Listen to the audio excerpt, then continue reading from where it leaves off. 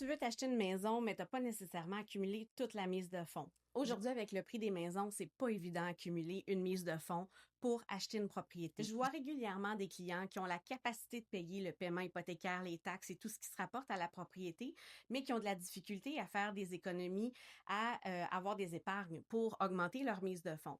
Avec le prix des loyers aujourd'hui, je peux les comprendre. On a souvent des loyers qui sont proches du paiement d'une maison. Donc, comment faire pour aller chercher des économies en plus de tout ça?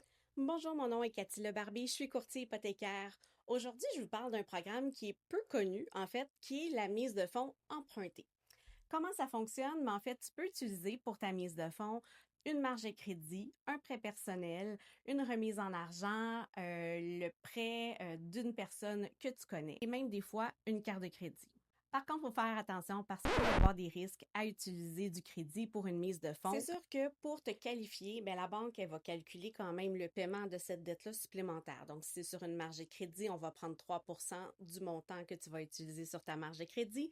Si c'est un prêt personnel, le montant que tu vas avoir à payer par mois.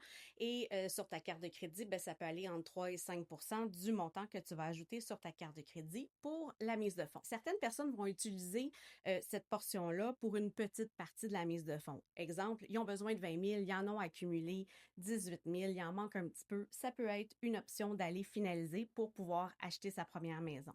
L'autre point qui est important, c'est qu'avec cette dette-là qu'on ajoute dans tes passifs, donc au niveau de ce que tu dois, tu dois te qualifier quand même dans les ratios d'endettement qui sont dans la norme. Et pour y aller avec un prêt, avec une mise de fonds empruntée, on doit passer par un assureur hypothécaire comme la SCHL. Bref, c'est possible d'acheter une propriété avec une mise de fonds empruntée tant que ça reste dans ton budget et que c'est réaliste.